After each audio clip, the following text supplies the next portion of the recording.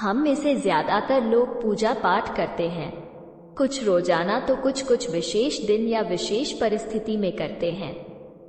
लेकिन क्या आपने कभी सोचा है कि पूजा को शास्त्रों में इतना महत्वपूर्ण क्यों माना गया है?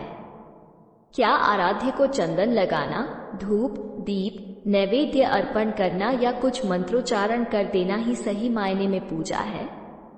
जो लोग ऐसा नहीं करते तो क्या वो पूजा नहीं करते? अगर आपके अंदर भी ऐसे कुछ सवाल हैं तो आइए आपको बताते हैं इस बारे में। पूजा यानी पूर्ण आद। पूजा शब्द दो पदों से बना है, पू अर्थात पूर्णता और जा यानी उत्पन्न। मतलब जो पूर्णता से उत्पन्न होती है वो पूजा है।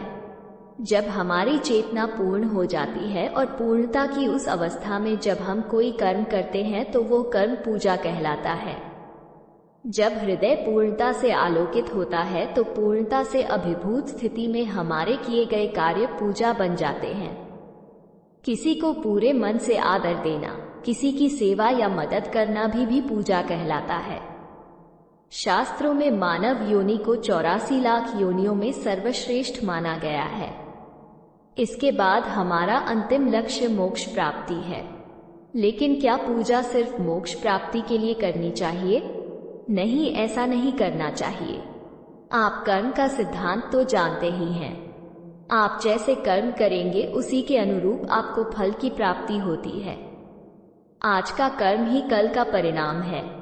यही कर्म हमारे प्रारब्ध का निर्माण करते हैं।